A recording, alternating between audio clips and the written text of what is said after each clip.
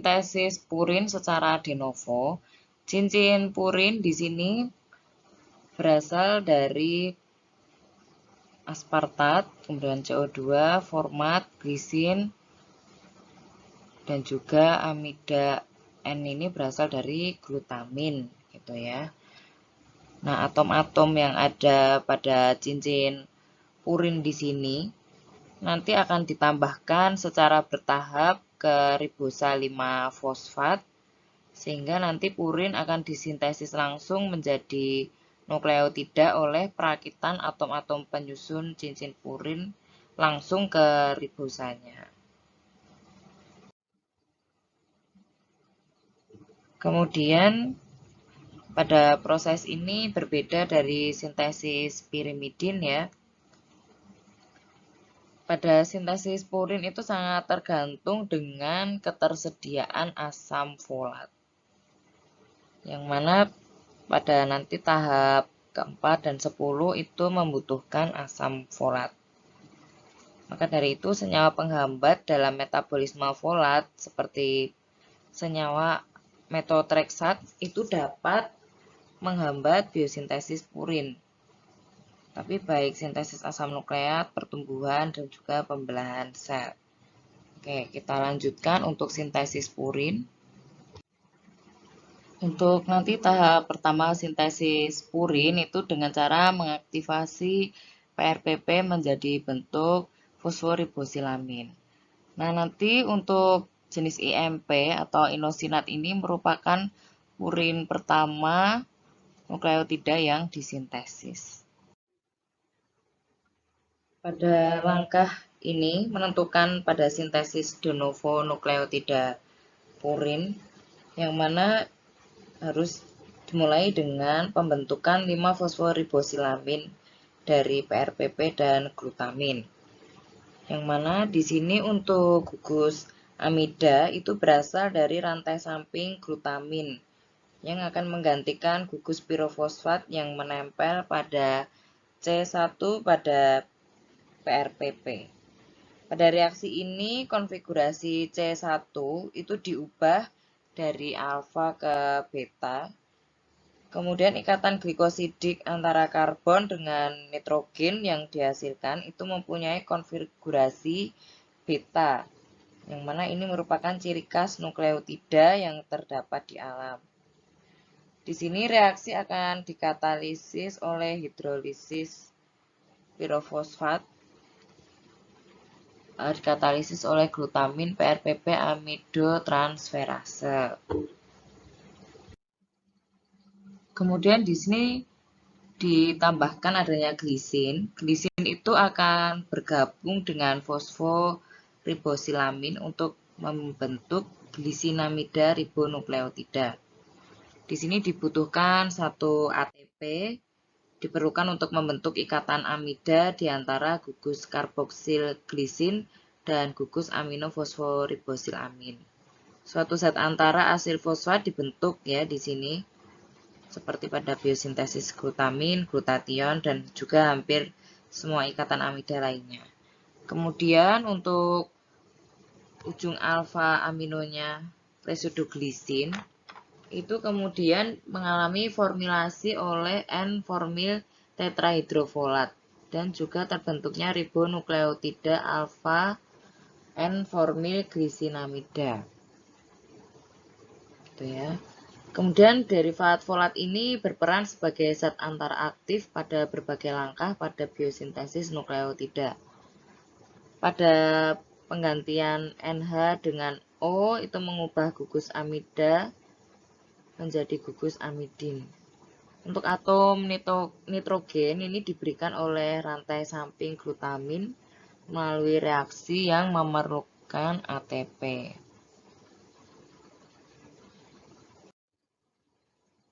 Kemudian berikutnya mengenai di tahap ini formil glisinamid ribonukleotida mengalami penutupan cincin ya. Kemudian menghasilkan 5 aminoimidazol ribonukleotida. Pada zat antara ini mengandung cincin 5 yang lengkap dan kerangka purin. Bagian kerangka purinnya merupakan cincin lengkap dengan kelima sisinya. Kemudian fase berikutnya sintesis kerangka purin, yaitu membentuk cincin 6 yang dimulai pada tahap ini. 3 di antara keenam atom cincin ini telah terdapat pada aminoimidazol ribonukleotida. 3 atom lainnya berasal dari CO2, aspartat, dan formil tetrahidrofolat.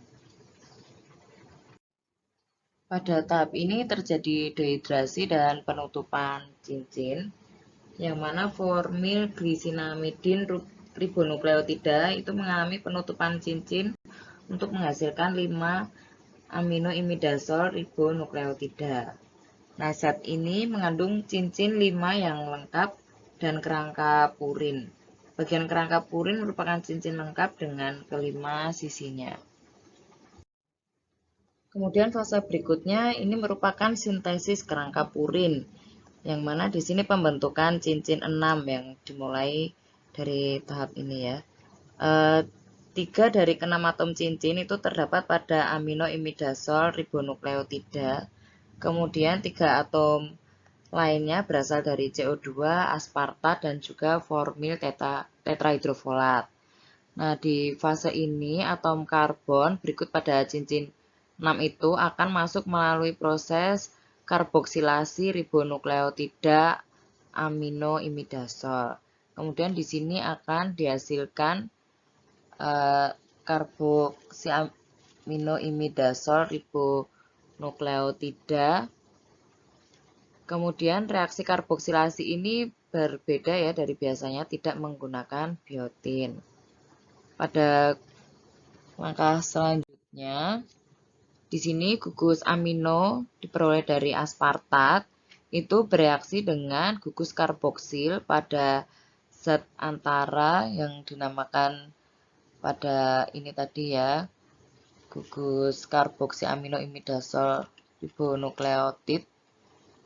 Kemudian di sini akan dibentuk menjadi ribonukleotida 5 aminoimidazol 4 succininokarboksiamida. Di sini dibutuhkan 1 ATP untuk membentuk ikatan amida tersebut. Kemudian kerangka karbon fragmen aspartat itu akan dilepaskan sebagai fumarat pada reaksi yang berikutnya. Di sini 5 aminoimidazol 4 karboksamid ribonukleotida membutuhkan N-formil tetrahidrofolat itu untuk membentuk N-formil aminoimidazol 4 karboksamid ribonukleotida.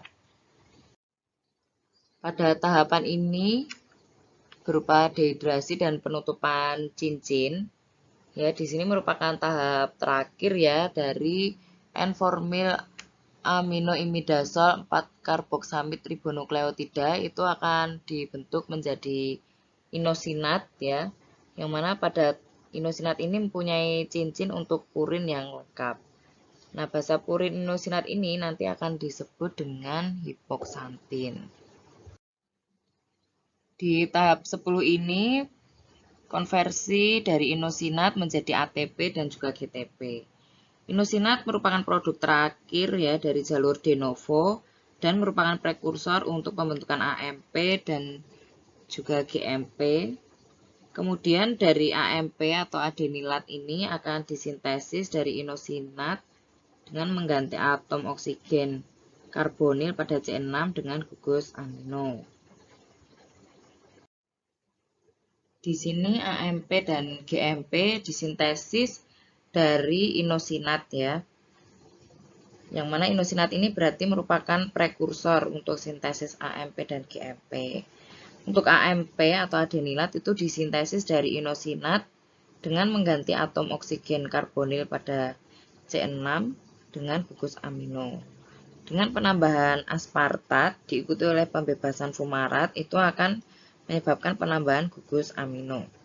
Sedangkan GTP itu sebagai donor gugus fosfat yang berenergi tinggi pada sintesis adenilosuksinat ini dari inosinat dan aspartat.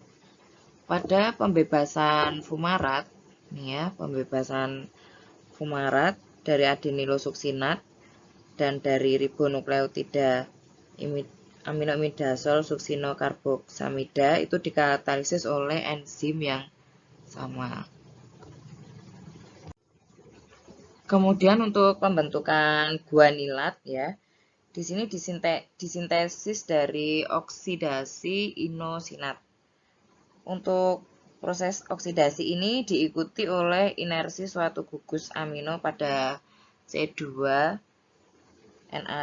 Di sini dibutuhkan NAD+ juga yang sebagai aseptor hidrogen pada oksidasi inosinat menjadi bentuk santilat. Kemudian gugus amida NH2 itu akan, untuk gugus NH2-nya tadi akan dipindahkan ke santilat ini ya. NH2 yang diperoleh dari glutamin akan dipindahkan ke santilat untuk pembentukan guanilat. Kemudian gugus fosfat yang berenergi tinggi, di sini dibutuhkan 2 ATP. Kemudian ATP akan dipecah menjadi AMP dan juga ini ya, ortofosfat. Kemudian setelah itu dihidrolisis lagi. Ya, diagram ini merupakan tahap-tahapan dari pembentukan inosinat yang sudah dibahas sebelumnya. AMP, GMP, dan juga IMP merupakan inhibitor umpan balik pada biosintesis nukleotida purin. Di sini sintesis nukleotida purin dikendalikan oleh inhibisi umpan balik dan mekanisme pengatur lainnya pada beberapa tahap reaksi ya. Di sini ada 5 fosforibosil pirofosfat sintetase yang merupakan enzim yang mensintesis PRPP. Itu sebagian dihambat oleh kadar nukleotida purin yang tinggi. Kemudian langkah yang menentukan pada biosintesis nukleotida purin adalah konversi PRPP menjadi fosforibosilamin oleh glutamin PRPP amidotransferase. Sedangkan inosinat ini merupakan titik percabangan pada sintesis AMP dan GMP. Inhibisi umpan balik terjadi pada reaksi sesudah inosinat ya. Kemudian untuk GTP itu merupakan jenis substrat pada sintesis AMP, sedangkan ATP merupakan substrat pada sintesis GMP. Kalau pada Escherichia coli, kebanyakan gen penyandi enzim-enzim pada jalur de novo diatur secara terkoordinasi.